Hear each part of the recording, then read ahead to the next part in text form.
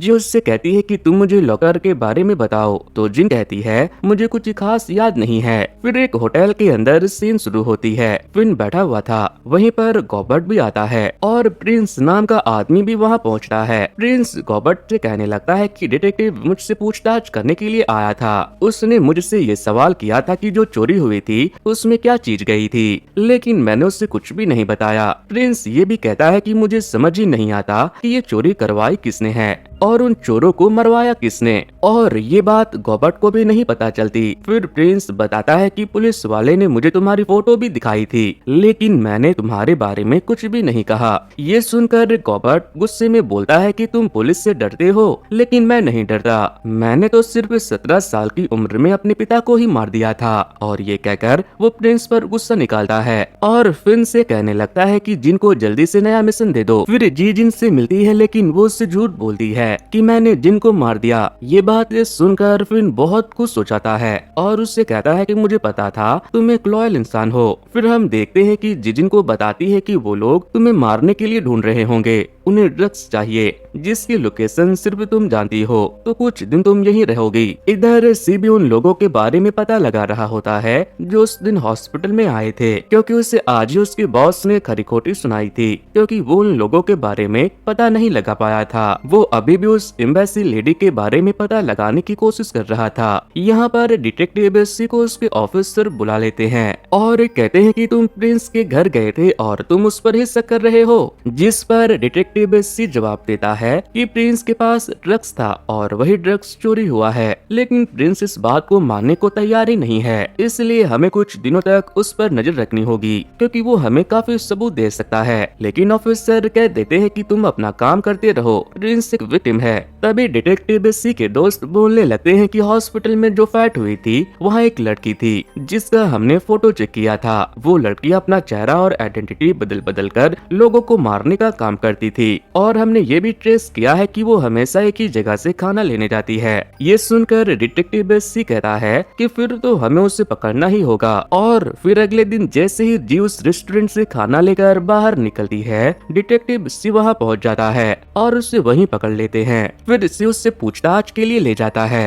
वो वहाँ जी को कहता है कि मुझे पता है तुम जिन को भला चाहती हो और मैं भी वही चाहता हूँ, तो तुम मुझे बता दो कि जिन कहाँ है। जिस पर जी कहती है कि मर भी जाऊंगी तो भी किसी को नहीं बताऊंगी कि वो कहाँ है। फिर सी कहता है कि मैं और तुम साथ मिलकर जिन को बचा सकते हैं। जिस पर जी कहती है ठीक है, पर जैसे ही वो रूम से बाहर आती है वो सबको चकमा देकर भाग जाती है। लेकिन सी उसे जाने देता है क्योंकि उसे पता था कि जी जिन की जान बचा रही है। फिर जी भागकर घर आती है, जहाँ वो देखती है कि घर की सारी चीजें इधर उधर बिगड़ी हुई थी। उससे सीसीटीवी से पता चलता है कि जिन को कोई उठाकर ले गया और वो लोग कोई और नहीं बल्कि फिन के आदमी थे। अब हम देखते हैं कि फिन और गॉबर्ट एक शानदार पार्टी में शामिल थे। वहाँ गॉबर्ट एक ड्रिंक उठाता है और जैसे ही वो उससे पीता है उसके चेहरे पर अजीब सी कसक आ जाती है, क्योंकि उस ड्रिंक के अंदर जहर मिलाया गया था और ये जहर कोई और नहीं बल्कि फिन ने ही मिलाया था। कुछ ही पलों में गॉबर्ट वहीं गिरकर मर जाता है। तभी राज खुलता है कि फिन उसके साथ रहकर उसी को धोखा दे रहा था,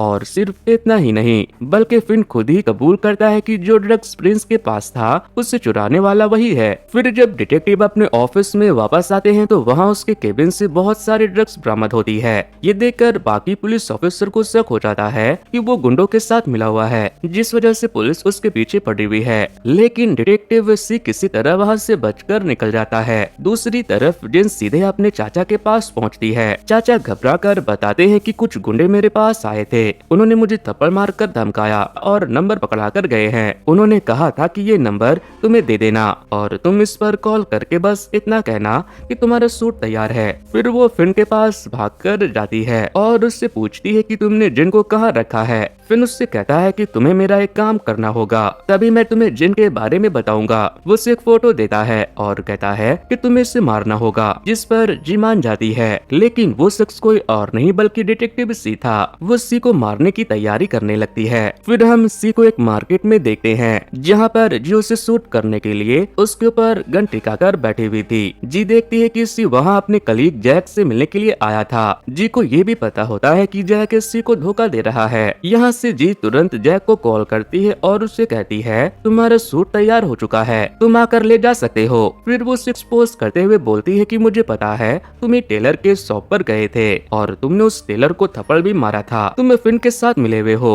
अब जल्दी से अपना फोन डिटेक्टिव सी को दे दो। जैक मजबूरी में अपना फोन डिटेक्टिव सी को दे देता है, लेकिन इसी वक्त जी नोटिस करती है कि फिन का एक स्नैपर उस पर गन पॉइंट करके बैठा हुआ था। सिचुएशन टेंस हो जाती है, लेकिन जी तुरंत रिएक्ट करती है और डिटेक्टिव सी को बचाने के लिए जैक को गोली मार देती है। तभी स्नैपर गोली चलाता है, लेकिन जी ने पहले ही अपना प्लान बना रखा था। वो गोली उसके बनाए हुए पुतले को लगती है, सी को नहीं। वो अपनी चालाकी से जिंदा बच जाती है। अब सी और जी दोनों जैक को कार में बैठाकर अपने साथ ले जाते हैं, क्योंकि उन्हें पता था कि जैक के जरिए वो जिन के बारे में पता लगा सकते हैं। फिर दोनों जैक से गुस्से में पूछते हैं कि तुमने वो ड्रग्स कहाँ छुपाया है और जिन कहाँ है। पहले तो जैक चुप रहता है, लेकिन डिटेक्टिव सी उसे धमकाकर कहता है कि अगर तुमने नहीं बताया तो तुम मारे जाओगे, तुम्हें गोली लगी है और अब तुम ज्यादा देर तक बच नहीं पाओगे। जिसके बाद मजबूरन जैक बता देता है कि ड्रग्स कहाँ रखे गए हैं। उसके बाद वो लोग उसे हॉस्पिटल में छोड़ देते हैं और डिटेक्टिव सी और जी उस जगह पहुंच जाते हैं जहां ड्रग्स वाली गाड़ी खड़ी होती है। फिर जी फिन को फोन करके कहती है कि तुम्हारे ड्रग्स का ट्रक मेरे पास है, अगर तुम्हें वो चाहिए तो जिन को लेकर चर्च आ जाओ। जी चर्च पहुंचती है, वहाँ फिन भी आ जाता है। जी फिन के पीछे बैठकर उस पर गन रखती है। वो पूछती है कि जिन कहाँ है,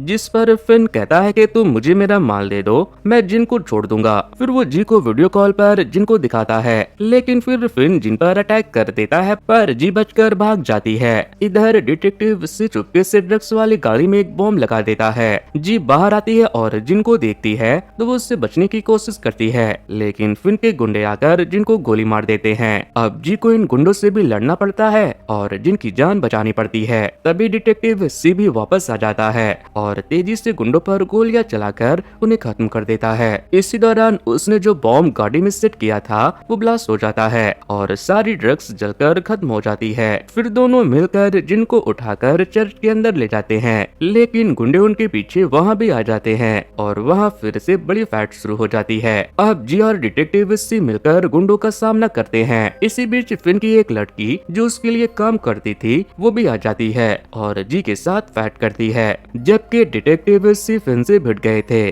फाइट लंबी चलती है और वो लड़की जी पर भारी पड़ने लगती है, लेकिन जी किसी तरह उसकी गर्दन तोड़कर उसे खत्म कर देती है। इधर फिन डिटेक्टिव सी से लड़ते हुए उसे मार देता है, जिससे डिटेक्टिव सी कमजोर हो जाता है और फिर वो जी को भी गोली मार देता है। लेकिन गोली लगने के बावजूद जी अपना दिमाग चलाती है और फिन से कैजुअली पूछती है कि तुम्हारे जूतों का साइज क्या है। फिन हंसकर कहता है कि ये बातें तुम अगले जन्म में पूछना, लेकिन तभी डिटेक्टिव सी एक मौका निकालकर अपनी गंजी की तरफ फेंकता है। जी गन पकड़कर सीधे फिन पर गोली चलाती है और फिन वहीं मर जाता है। इस तरह से वो दोनों बच जाते हैं। इस गोलीबारी के दौरान जो शोर शराबा हुआ था उसकी वजह से जिन की आंखों की रोशनी भी अब वापस आ चुकी थी, जिससे जिन बहुत खुश थी। अब वापस पेरिस आकर वो अपनी माँ से मिलती है और कुछ दिन के बाद यूएस चली जाती है। उधर डिटेक्टिव सी हॉस्पिटल में होता है, जहाँ उसके ऑफिसर उससे मिलने के लिए आते हैं। वो कहता है मैं तो सिर्फ अपना काम कर रहा था। ऑफिसर उसकी तारीफ करते हैं और चले जाते हैं। तभी डिटेक्टिव सी के पास जी का कॉल आता है। वो कहती है मैं तुमसे बहुत दूर जा रही हूँ, लेकिन एक दिन हम फिर मिलेंगे। डिटेक्टिव सी हल्की सी मुस्कान के साथ कहता है वो दिन जल्द आएंगे। और इसी के साथ ये कहानी यहीं पर खत्म होती है। तो दोस्तों ये स्टोरी आपको कैसी लगी मुझे कमेंट करना। वीडियो पसंद आई हो तो वीडियो को हाइप देना बिल्कुल भी ना भूले। सो गाइस आज की वीडियो में इतना ही। Thanks to, good bye.